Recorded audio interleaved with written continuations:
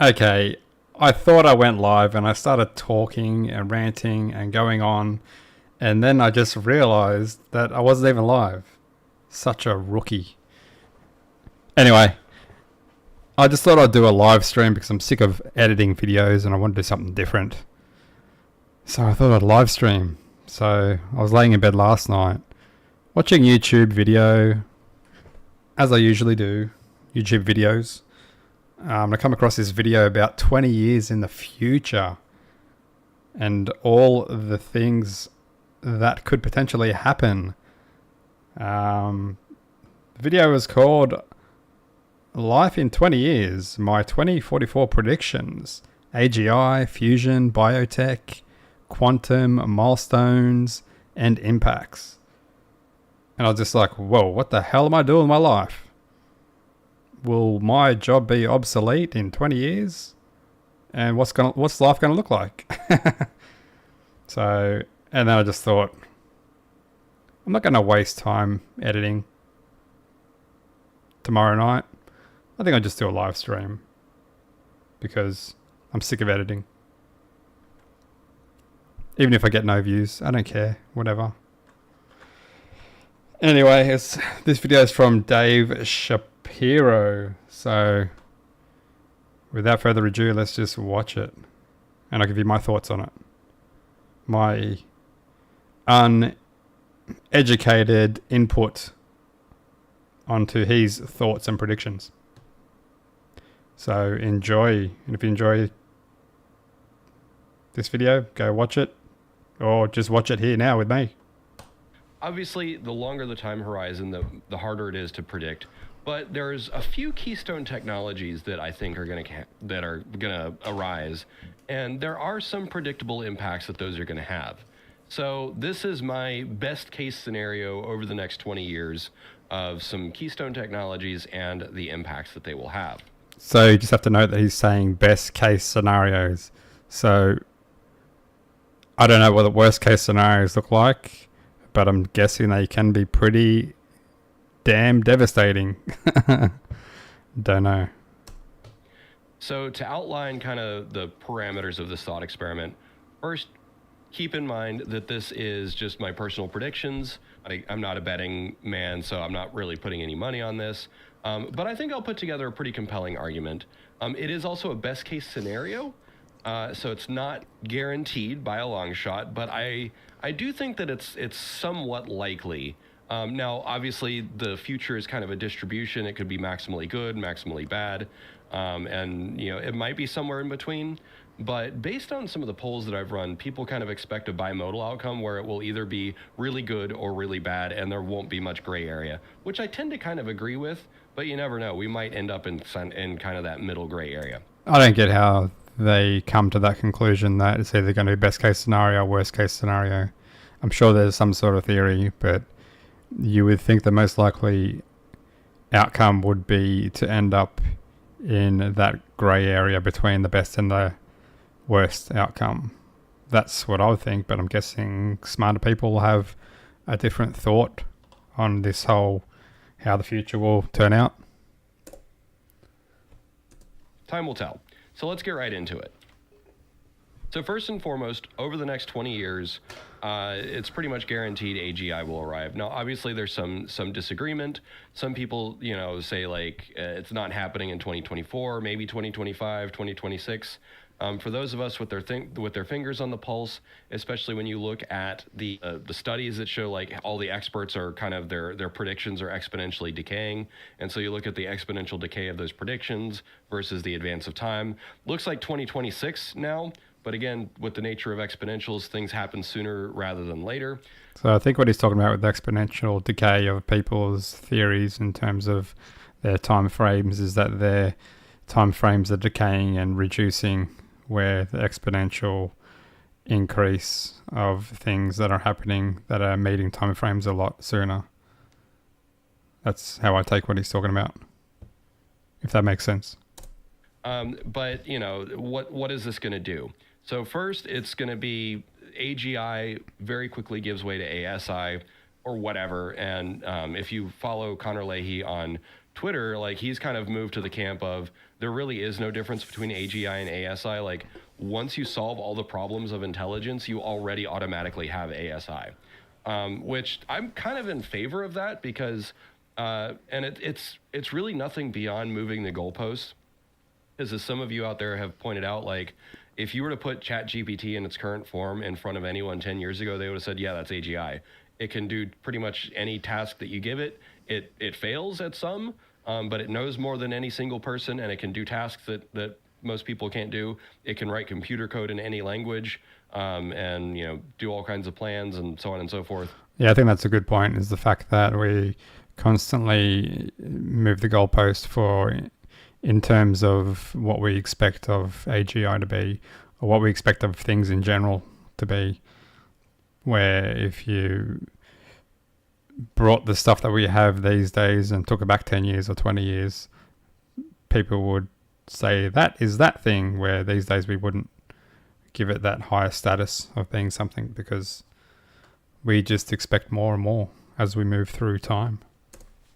Anyways, in hindsight being 2020, in 20 years, we can continue having this debate. Was there a boundary between AGI and ASI? Did GPT-4 qualify as AGI? Maybe Llama 3 or GPT-5? Who knows? But...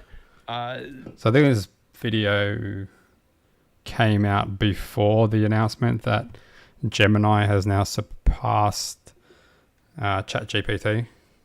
So that's an interesting thing that's happened. A new player to the game, and which is going to help increase the progress to artificial general intelligence. The idea here is that it will drive unparalleled economic progress.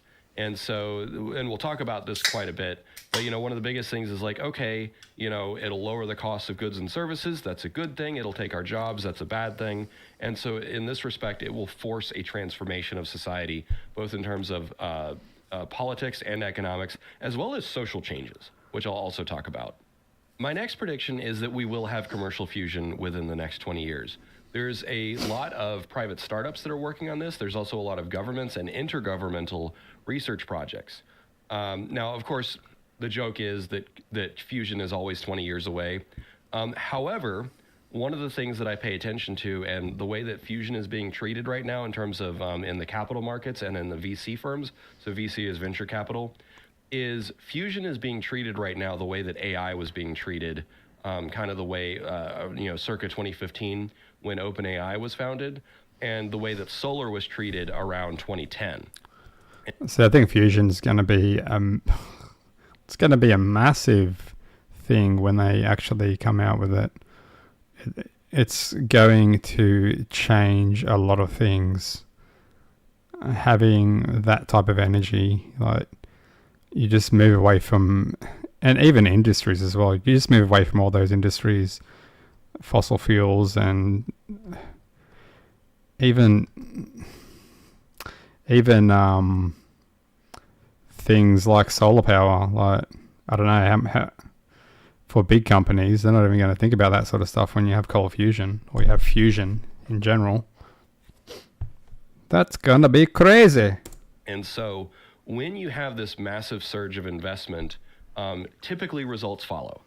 Some people have been talking about VR. There was a huge investment of VR with the Oculus Rift, the original Oculus Rift, which Meta bought, and now they're, Meta Quest 3, commercially successful. Now Apple has entered with a commercially successful VR headset. They're not perfect, but at the same time, you have a standalone headset that can orient you in time and space and also track your hands. Like, that is a pretty miraculous technology. So again, that pattern follows. Longevity research, for instance, is also something that is getting that same kind of treatment, where the investment is doubling almost every year, last I checked. And that's another thing as well. If you have longevity, a lot of stuff going into longevity research, if you're able to extend the life of humans, then you're extending the experiences and the knowledge, and that just increases your exponential growth of things progressing even quicker, even faster. So it's like, all this stuff this is what I found fascinating as well, is that all this stuff that he's talking about, they all combined just, it's like a perfect combination of things that can make a fantastic future. a crazy future. Yeah, it's hard to think how it would be with all these things coming to fruition. So when investment is going up exponentially, results tend to follow. So likewise, with commercial fusion, the investment is going up rather quickly, and so results tend to follow. And what this is going to have pretty much as profound of an impact on society as AGI will.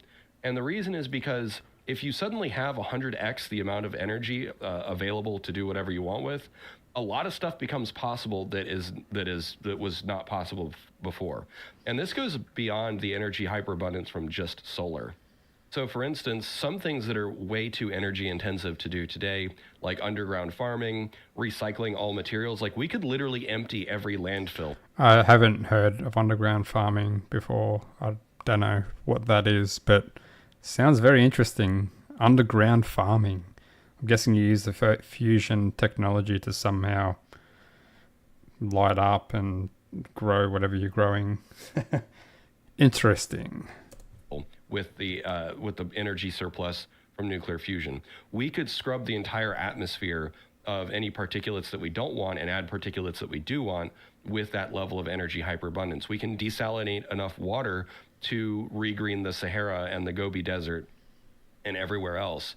We can make farmland under the ocean if we want to. We can make sure that the natural world we can actually reduce our impact on the natural world and undo a lot of the damage that we've done. It's really difficult to oversell what nuclear fusion could hypothetically do with the energy hyperabundance that it promises. Yeah. Now, obviously, there's a lot of problems to be solved, but if you saw in the news recently, for the first time, I think it was the National Ignition Facility. It might not have been that one, but somewhere here in America, we got 2 times the amount of energy out of a fusion reaction that we put into it. So that was a world record.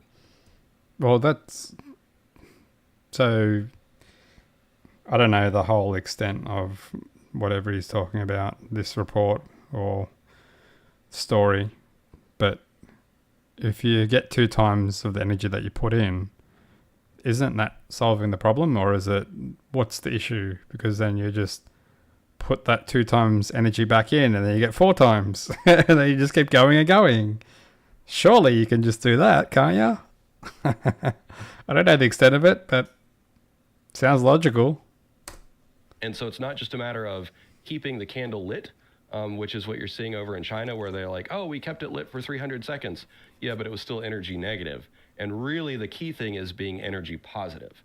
So that's what to pay attention to. It's coming sooner rather than later. Now, again, high energy plasma physics, very complicated thing, but AI will help with this. In fact, AI is already helping with the design of like next generation tokamak reactors, and that's only going to accelerate with the next technology, which is quantum computing. So quantum computing is also in the ascendancy. You know, we've got companies investing, around the world, from IBM to D-Wave. And when a company like IBM decides to pivot, they pivot in a big way. Now, on the topic of IBM, you look at Watson, their NLP thing, they kind of abandoned. It's still kind of there, but I don't know. I know some people that have worked at IBM in the past, and it seems like Watson is kind of getting slowly killed. They're slowly pivoting away from it, and IBM as like the original. Okay, I feel like I'm trying to take the limelight from this guy. Let me just move my face out of the way. There you go. Hey, buddy, we can have a conversation now.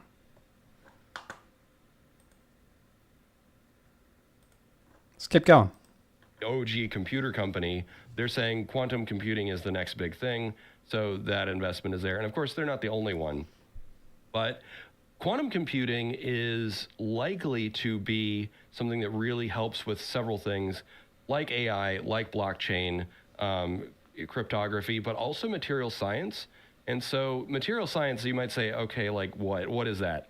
Material science is basically studying the formation of crystals and metals and those sorts of things, which might sound kind of boring. until you know a lot about what material science does. Material science is like one of the most fundamental underpinning sciences. Like all the chip fabs, material science. In fact, a buddy of mine who was a material science major, that's where most material scientists end up. Okay, I don't know much about quantum computing, but I do get what he's talking about when he talks about when he's mentioning material science and all that sort of stuff, because that's where the computing power gets in. That's where computers have increasingly gotten better over the decades, is the reduction of the size of the chips. And I'm guessing that's because of material science and able to use certain materials to be able to reduce the size of chips and parts in computers.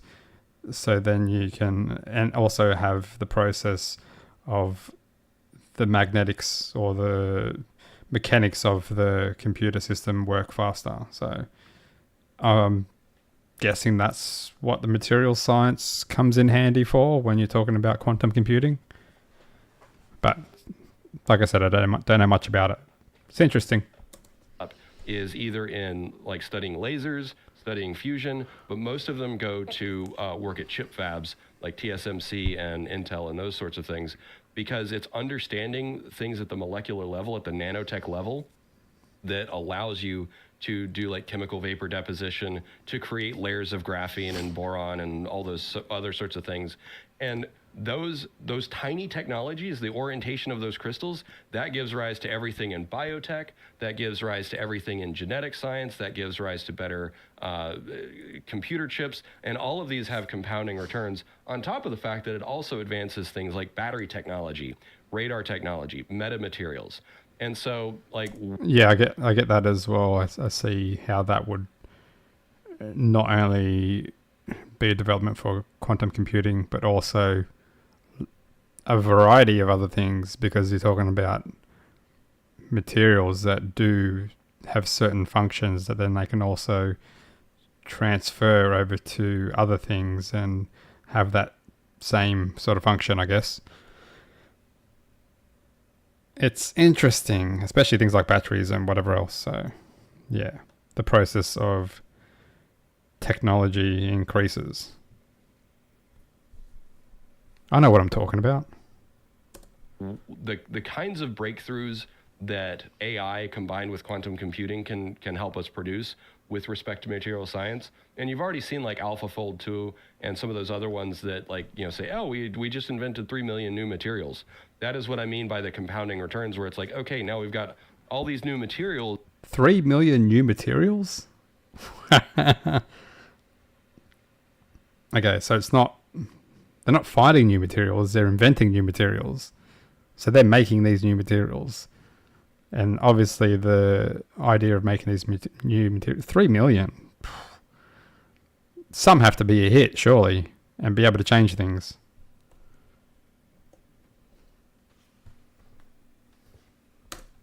That we can explore. Maybe they're going to be good for nanotech. Maybe you can create nanites that you inject into your blood and it clears out your arteries or whatever. And then here's another material that like accelerates computer chips by 2x. And here's another material that we can add to our batteries that gives them a 500 times longer life cycle. Like, again, that scene in Iron Man where Howard Stark is like, this is the way of the future. Really what he was talking about was material science. And this is why they had like the vibranium shield and stuff. Like, I'm not saying that we're going to have vibranium, like an indestructible metal that can like deflect a Thanos. Okay, now I'm starting to get Marvel. Now I'm starting to get Iron Man. I had no idea. Attack. But like, I don't know, we might get close. So on the topic of these things, the fourth technological pillar that I expect is going to be advanced biotech. So, genetic technology, vaccine technology, whatever else. There's going to be a lot of modalities, whether it's CRISPR or mRNA vaccines or, nanoparticles or whatever, conventional medicines. Like, we're going to understand it all. We're going to be able to map the entire human metabolome. So, with all these things, I think the issue that you come into with these advancements is that you have a lot of false advancements, and I think that's what even if you're on the path of hitting the best outcome against the worst outcome, I think what drags you back to at least that grey area are these false claims of technologies and things, people saying that they've done this and they've done that and they've created this and invest in our company, and they just bullshit like they do these days. They just go on about crap, and then that people focus on that thing and then realize it's a fraud, and then they've got to realign themselves and then focus on something else. So they've wasted time on these fraudsters and then have to try and readjust and find people that aren't fraudsters and go down their path of legitimate claims and legitimate things. So I think, I don't know what their reasoning for it's either going to be the good or the bad path, but I think that if you're on the good path, I think that's what drags you into the grey area, or more to the center at least. Anyway, I don't know, I just thought of that. So if you have never heard the term metabolome, basically it's our genome, but also the proteins and enzymes and hormones and all the cellular respiration that happens. And there's something like 400,000 substances in the human metabolome and millions of reactions. So it's like, imagine the problem space of Go times like 40 or 4 million. I don't know how to put a number on how complex the human metabolome is. Anyways, if you can map the whole thing and you know what's happening on a molecular level and an atomic level, again, going back to computer science, quantum computers, and then you can map everything, like we will eradicate, like functionally, what this impact is going to have on you and me, we will eradicate all disease and we will cure aging. And so that's kind of the ultimate goal. Now, in the long run, so this is where I usually try and dial it in because I don't want to be too hyperbolic, but in the long run, we will have full control over human biology, which means like, oh, hey, while you're on a trip to Mars, we can adapt your entire body. So I think this is the crazy part, and this is the part I was talking about before with advancements in biotechnology when you're talking about aging or solving aging, or he's got here aging solved. How that helps the advancements keep going exponentially is because you have the people with the knowledge and the experience that continue to live for longer, and you have more and more people. And if aging is reduce, like if people increase how long they live and they're living twice as long, then the information that you hold on to, or the experts in the world and in some fields, are only going to stay around in those fields for even longer and be able to dedicate more time to those fields and help it grow even quicker. So that's going to help the exponential growth in all fields. So including AI, which will probably just surpass humans anyway, and then doesn't matter, who cares about humans, because we can do it a lot quicker with AI. To a low gravity, low oxygen environment. Oh, hey, while you're on a trip to Proxima Centauri, we can reprogram your entire body to be more adaptive to deep space, and so on and so forth. And we will have full control over our hardware stack. So that'd be crazy, being able to change like the actual function of your body. That's like science fiction. Don't believe it. I don't know if it's going to happen, but who knows? It seems a bit too out there, but I'm not tracking any of this sort of stuff, so I've got no idea. Top to bottom, cellular level, genetic level, organ level, whatever.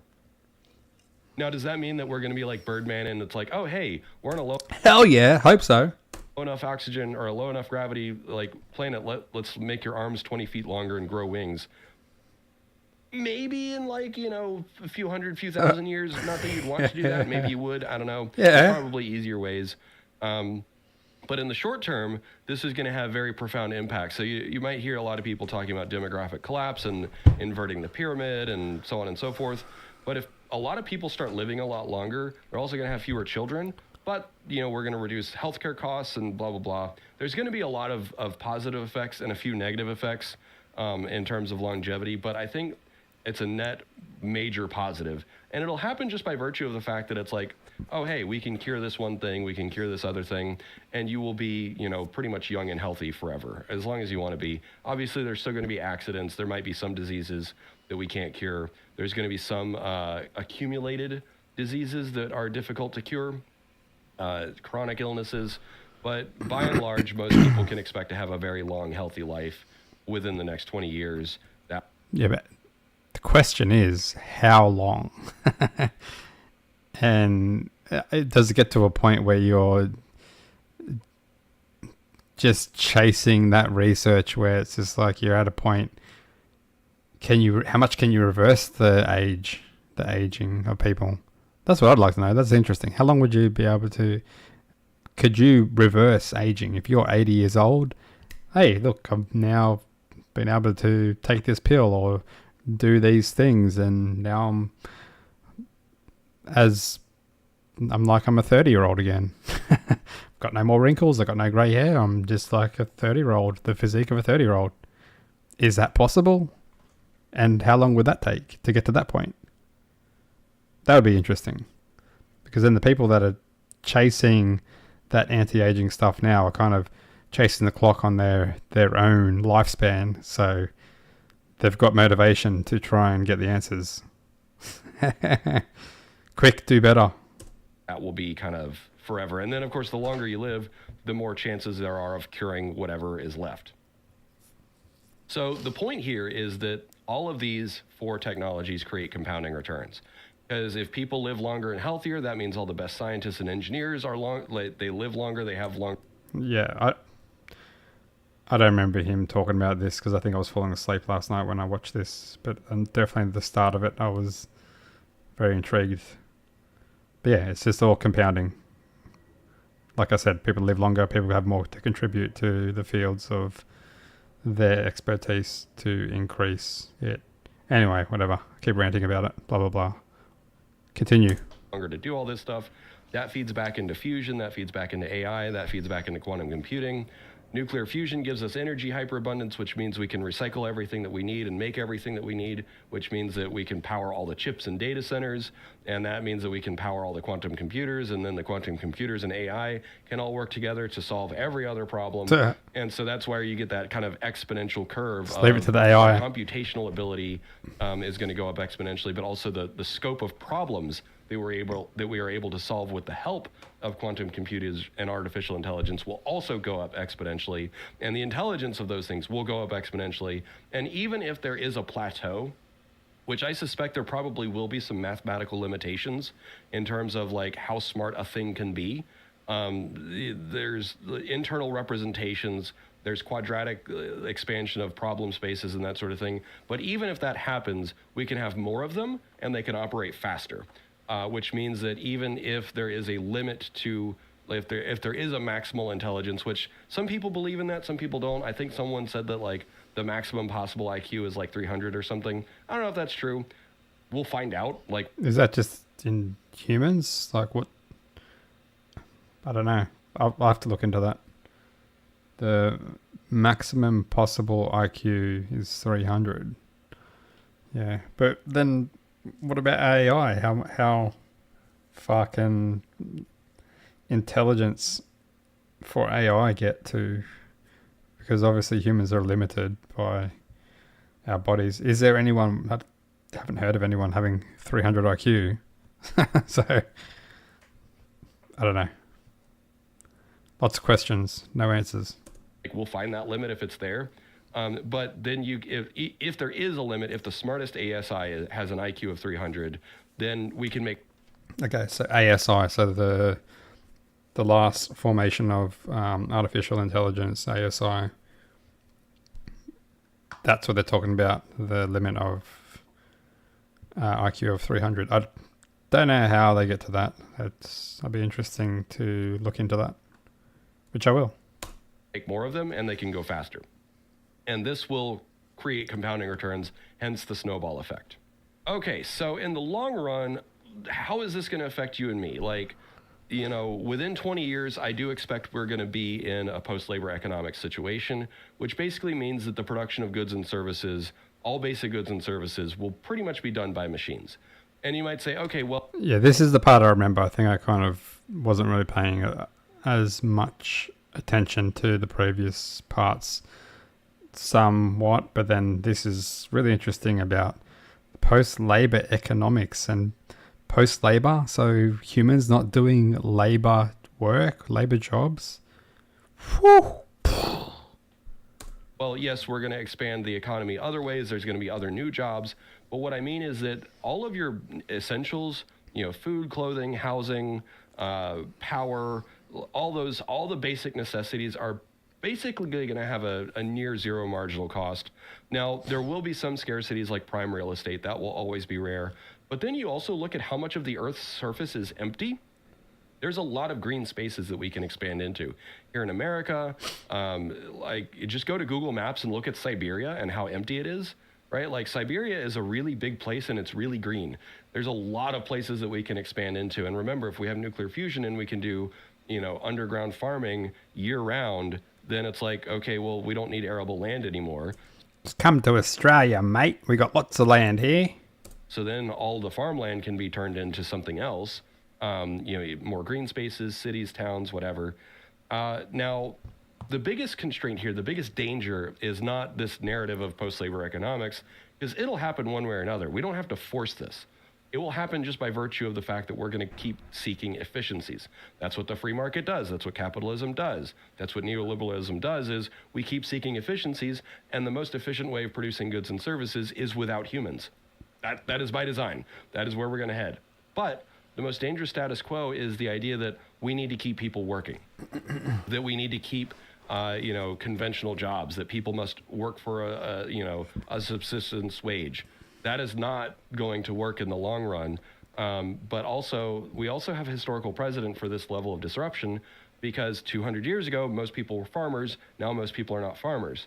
And you can argue that even most people today have BS jobs. And what I mean by BS job is something that doesn't actually contribute to the real economy or to real basic goods and services. And so we're already kind of in this detached space where the job that you have, like me here on YouTube, communicating with all of you, you might say this is non-essential. This doesn't actually raise the level of, human What are you talking about? Doing YouTube videos is essential. Productivity, but I am a communicator and I solve other problems. But the point is many levels of abstraction, and that's going to increase, where we're going to be more and more abstracted from the nitty gritty, the low level groundwork of what is actually productive. So this gives rise to what I call the meaning economy. And I've talked to a few other people about this who are researchers in the field. You can check out my interview with Oliver and Ellie over at the Meaning Institute. I did that interview a few weeks ago. And so basically, after thinking about it, I think there's going to be kind of 4 primary categories. I like the circle outline with his head. I think I'll do that for the next live stream. Of jobs that we think of that are going to persist. Now, there's going to be lots and lots of volunteer opportunities, whether it's, volunteering around the city or whatever else. But the 4 primary jobs that are going to be around probably forever, first is statutory jobs. So a statutory job is something where it is legally required that a human does it. So for instance, it might be that doctors stick around forever because they might say okay, yes, the AGI can do it better, faster, cheaper, and safer, but we want a human to be in the loop of that decision. And even if the machine is helping the doctor make all the decisions, or even doing the surgery, we still want a human, a licensed human, to be communicating with the person. Now, that would mean that you need educators for those jobs, obviously, to stay in those fields, to be able to teach the doctors to become doctors and whatever other field that you need to be around. So it kind of links on to other things having to stay around, I guess. Be a bad example, because I know a lot of people, myself included, would probably prefer just talking to the machine, because any biases in the machine can be ruled out. Well, something like a lawyer or a judge or the president or a senator. There's all kinds of other statutory jobs where it's like, okay, for whatever reason, we decide legally a human must do that job. Another one is a meaning job. So what I'm doing right here is a meaning job. I've already transitioned to the meaning economy because what I'm A meaning job? What does that mean?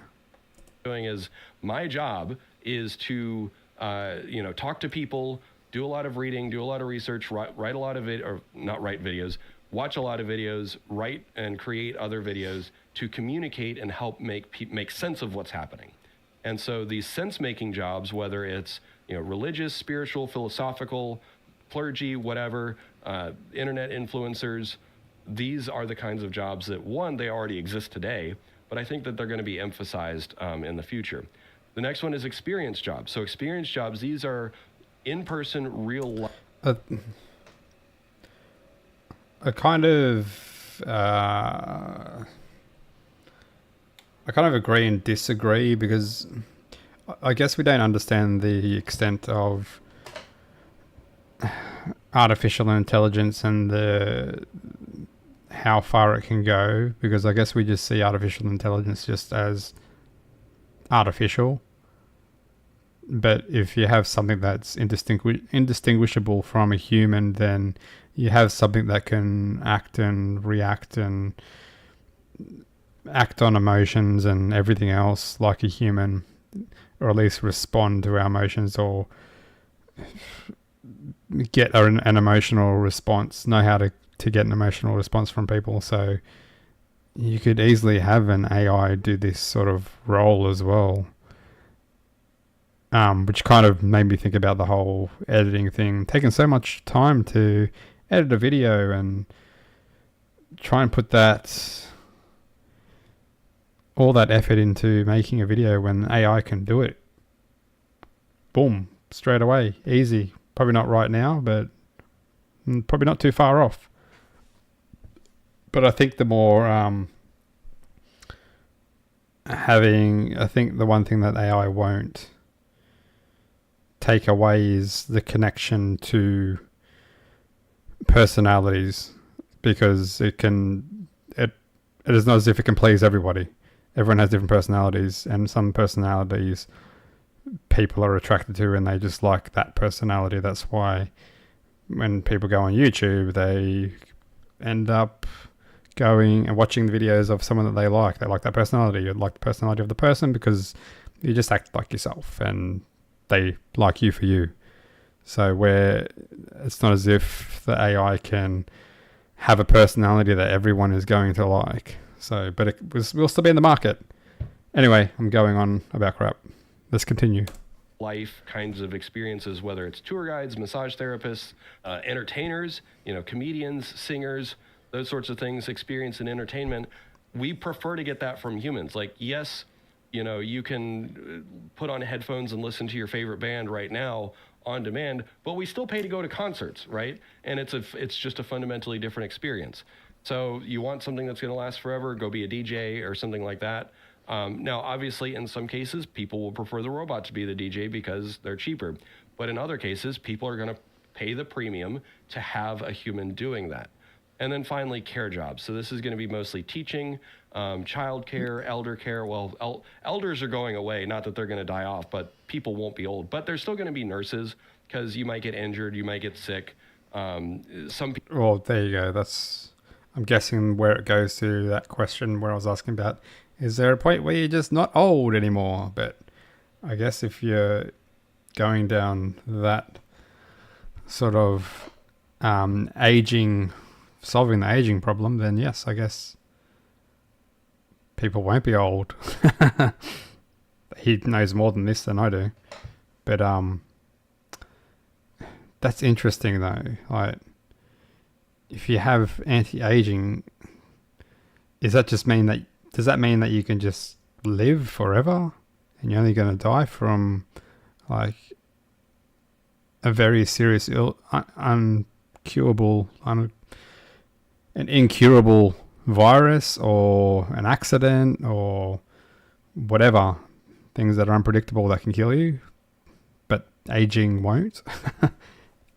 It's hard to compute in my head.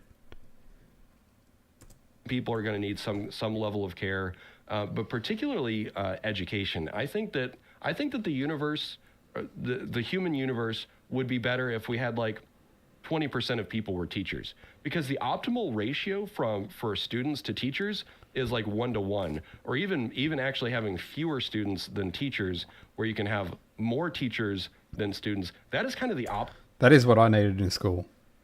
I needed multiple teachers just for me. If I had that, then I would have gone places. But no, instead I end up failing everything. Because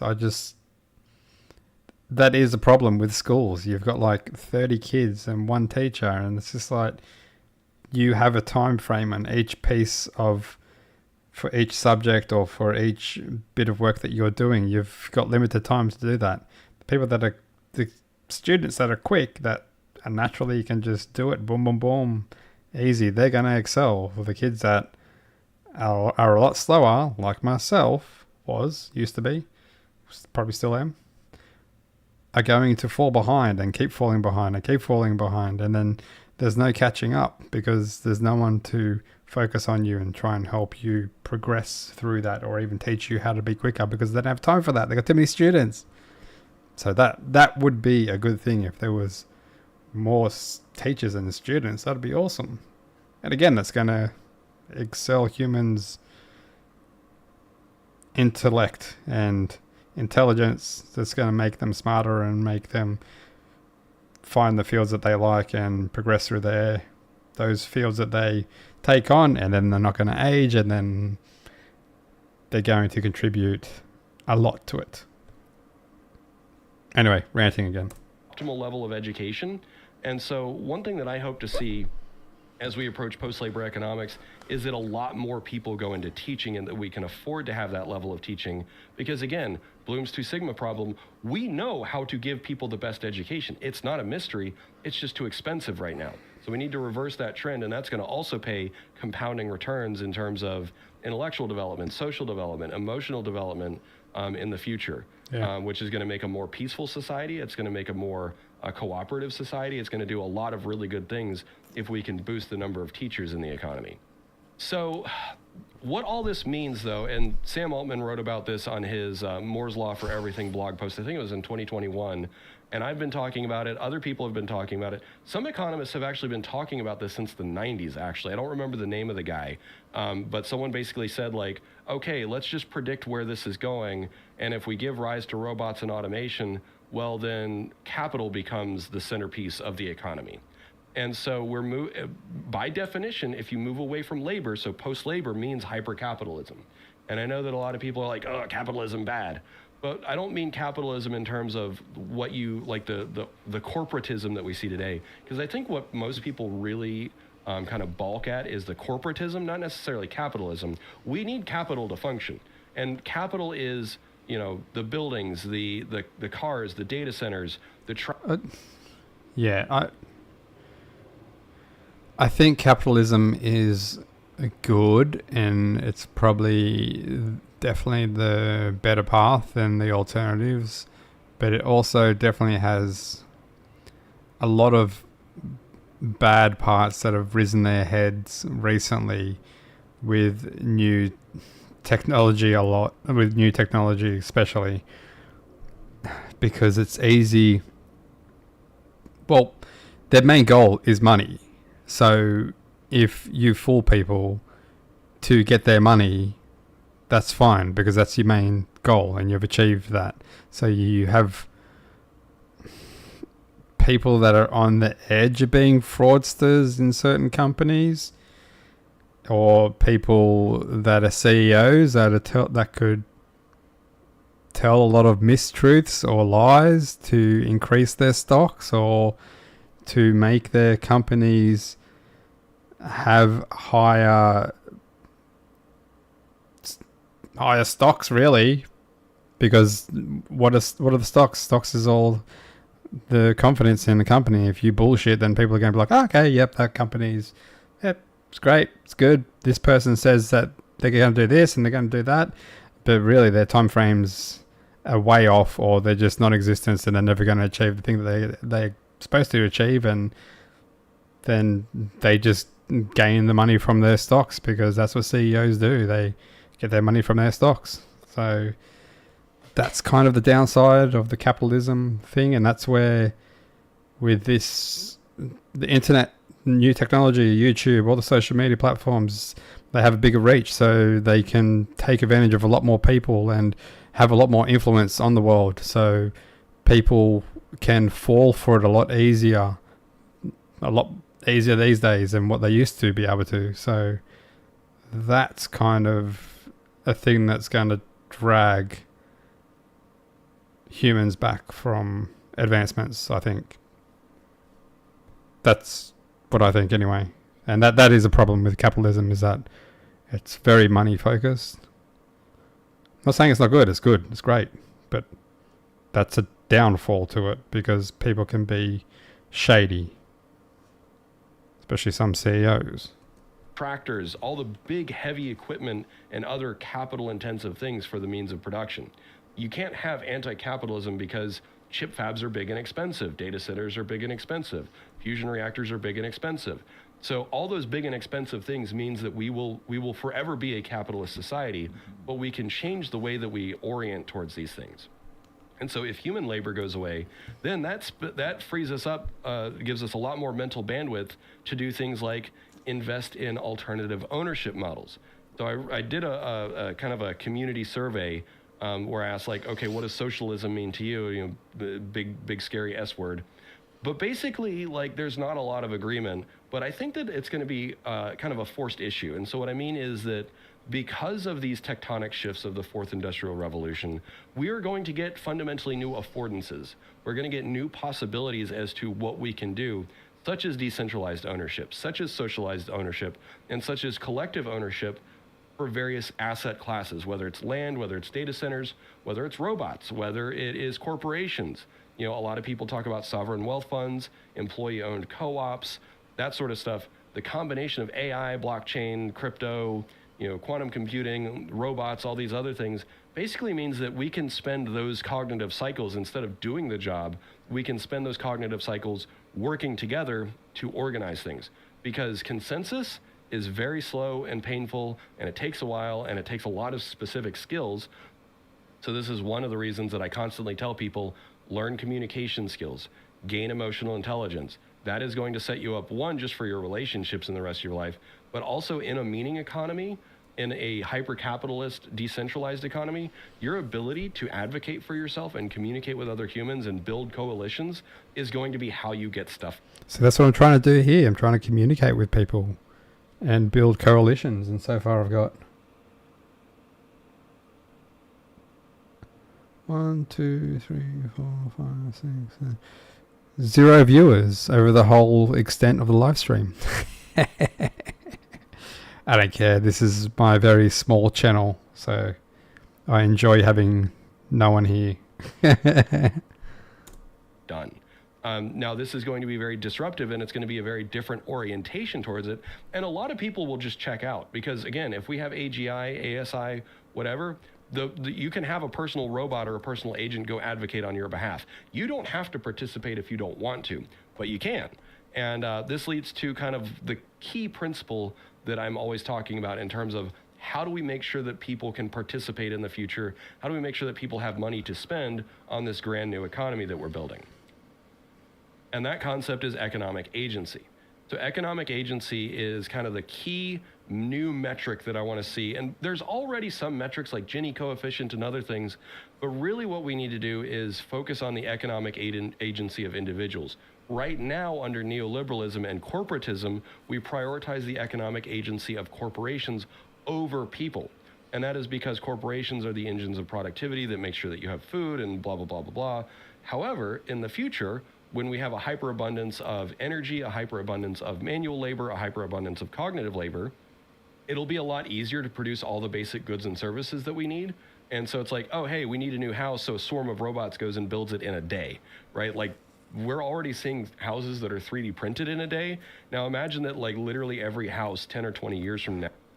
It's if this is the path that we end up going on and we end up actually seeing in the future, it's going to be very interesting, the shift in all companies and jobs and trades, and because everything's going 20 years isn't a very long time, so all these shifts and changes are going to happen very rapidly. So it's going to be very interesting to just watch all that play out. Like what's going to happen if you're a builder, or if you're in some company, an energy company where you focus on fossil fuels or whatever else, then fusion technology comes along. It's just like your company is going to go obsolete. Your stocks are going down. You're going to lose your job. And like, I think the big issue with this whole path with this future is the impact it's going to have on people initially. That's going to be pretty dramatic. What people what are people going to do? They're going to be out of their jobs. They're not going to be able to work, or even companies are going to go bust, and then big companies are going to go bust. This is going to be big. This is going to be crazy. It's going to be hectic. It's going to be hectic to watch if it goes down this path. What does the bad path look like? I don't want to say that. Now is literally built in just a few hours by a swarm of robots. And it's not going to be like, humanoid robots. They might look like spiders and other things and tractors or whatever. But my point is that what we need to focus on in this economic future, especially as jobs go away, the key thing that we need to shore up is economic agency for individuals. Now, what is economic agency? Economic agency is the centerpiece of the new social contract that I've been working on. And so basically this says your ability to influence your economic fate or your economic destiny. So that means things like property rights. That means tax policies, redistribution policies, universal basic income, universal basic services, new orientations towards the distribution and allocation of capital. Like I said, right now, everything favors corporations. This is why we have employment at will states. This is why we have tax policies that favor incorporation and those sorts of things. But what we really need to do is actually make citizens the highest priority of the economy, because again, the complexity of corporations is probably going to go away. I think that makes sense, and what he's talking about as well, the complexity of corporations if they do go away. And it's like I was just talking about, that people are going to lose their jobs. People need some sort of income. People need to get by, and it's not going to be a small portion of the population in first world countries, or even all around the world. It's going to be a lot of people. So to keep even the economy running, there's going to have to be income that's distributed to the everyday person that doesn't have a job or doesn't work anymore. Because I think you're going to create... I don't know if you're going to create mega corporations, though, because they're going to gain all this technology and they're going to be the ones that take advantage of it, and they're going to get so much more power and money. And that's where they'll need everyday people that have lost their jobs and are not working anymore, because there's going to be many of them, to have an income. I think that's how I say it in my head. I could be wrong. In part due to the rise of AI and stuff. Now, there will always be very capital intensive and regulatory intensive things that lend themselves to corporations. But again, if we have AGI, ASI, blockchain, we have new platforms, new technologies that can allow for decentralized decision making, good decision making, because right now, decentralized decision making is usually not good. There's an inverse relationship between the number of participants and the level of intelligence of the decision. The more people you have participating in a decision, the worse the decision gets. The wisdom of the masses doesn't really apply. But AGI and ASI might be able to reverse that, which means that we'll have basically, is the AGI or ASI and we're all basically shareholders working with, Chat GPT for CEO.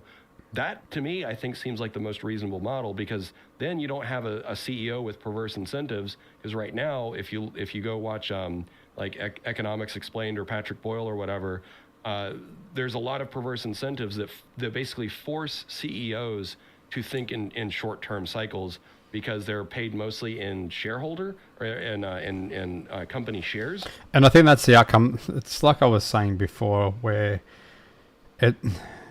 the motive for the CEOs to increase the stocks of the company, that, well, is the financial gain that they have.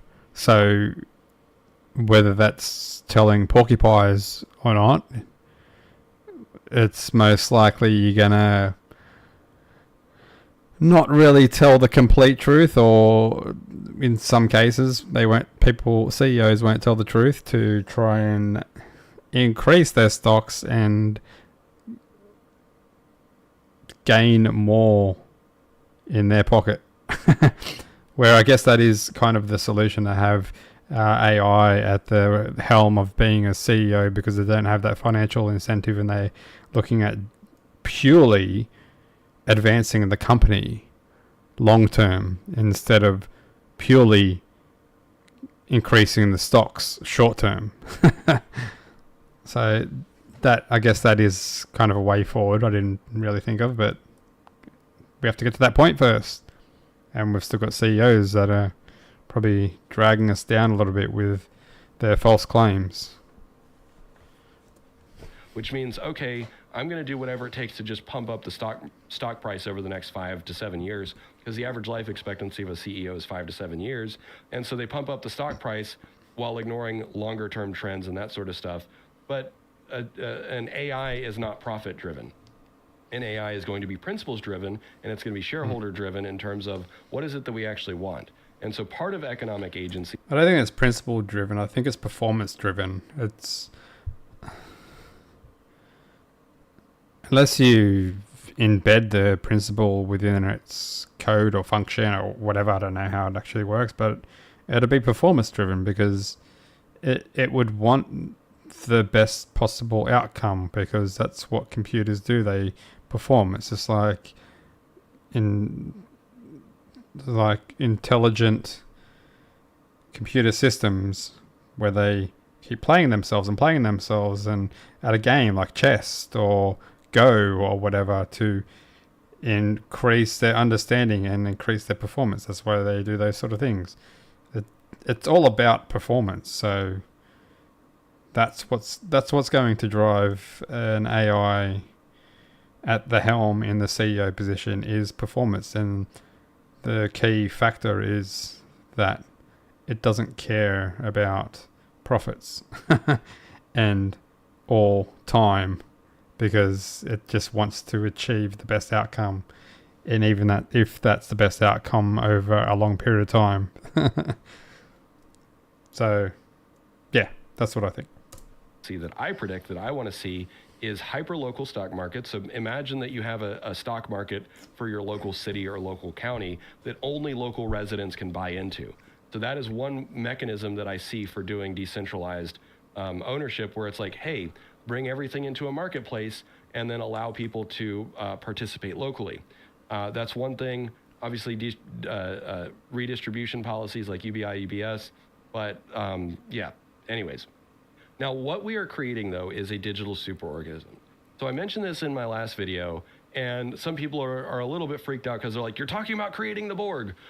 We are already a superorganism. This was created when telegraph, radio, and television was the first step at us awakening as a digital superorganism. That was really an analog superorganism, but an electric superorganism, because that mass communication allowed for real-time coordination and communication across very broad distances.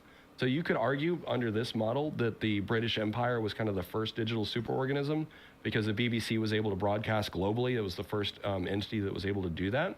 But it was only one way. Now, with the internet, it is entirely global, and it is two-way. And so the global nervous system is becoming more and more sophisticated. But the problem is, right now, the global intelligence of the superorganism, we're basically at the amoeba level of global digital superorganism intelligence, meaning we keep consuming and we can't stop ourselves. We keep building nuclear weapons and we can't stop ourselves. We're barreling faster and faster ahead and we can't stop ourselves. And so we're just growing and metastasizing like a global amoeba. But with the advent of AI, AGI, and ASI, this is basically growing a prefrontal cortex for the global superorganism. Our global brain is going to get smarter, which means we'll have more self-awareness and more self-control. So that means we can stop destroying the planet, we can stop killing each other. And this also goes beyond symbiosis or mutualism, because symbiosis implies that it's two separate organisms, and mutualism implies that it's two separate organisms. But the way that I've come to see it is that AI and AGI and ASI, we are complementary parts of the same whole. We are all part of a global species, a global organism. And yes, we have a cybernetic component with our phones, with our internet, but like what my job here is on YouTube with a platform that has global reach is I am part of, and you by watching this are part of the digital superorganism that already exists. And it's only going to get turned up to 11 with the advent of AGI and ASI. And so this model gives me a lot of hope for the future. It makes me feel like, okay, I kind of understand how to look at what we're creating. And if you look at the entire planet and all humans on it and AI and the internet as more like a global super brain, that makes a lot more sense to me. And yeah,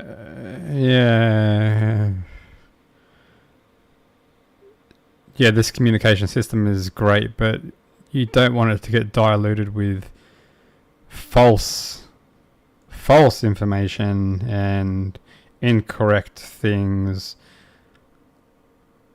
as well. That's like, I think an issue in recent times is that it's so hard to find accurate information on things. If you're researching something, to try and find accurate information is very hard at times, because there could be a lot of false information. You have to sort of dig deep on some things to find accurate information, and it can take a while.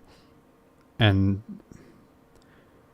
maybe AI, when it gets to a certain point, will be able to filter through all the crap somehow. If it's smart enough, obviously, it should be able to do that, filter through all the crap and actually find the accurate information, or what could be perceived as accurate information.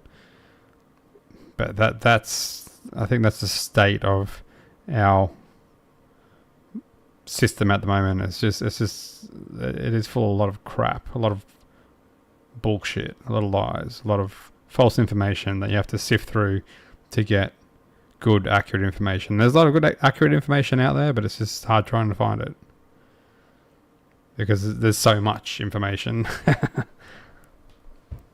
Anyway, in terms of, okay, what is it going to want? And right now, the internet just wants data, right? That's what it's built for. It just wants data. And the way that you get data is with amoeba-like reactions, which is clickbaiting, thirst trapping, and those sorts of things. But with the advent of AI, by adding a new layer of intelligence to the digital superorganism, we're going to be much more conscientious about the things that this digital superorganism wants. It's going to want more science. It's going to want more meaning. It's going to want these higher order things that can only happen once you have a digital prefrontal cortex. And that is why I am now like basically full accelerationist, because it's like, got it. Now I know what we're heading towards. And so that's what my work is focusing on. So thanks for watching. I don't know what his work is and what he's working on, but hopefully he succeeds. Thanks, mate. Good video. Anyway, a lot of information, a lot of stuff to take in. I want to hear the bad side. What's the bad side? Is that like Terminator style? It's the final world war. Humans against the machines. We have to go back into the past to save the future. That sort of thing. Maybe. Anyway, thanks for watching. Like, subscribe, whatever, if you want. I don't really give a crap. I've got 0 views on this video. But hey, maybe you'll see it down the track, not live, and be interested. and get this far. If you have gotten this far, then subscribe. Peace out. Oh wait, that's what I do on my other channel. Scratch you later.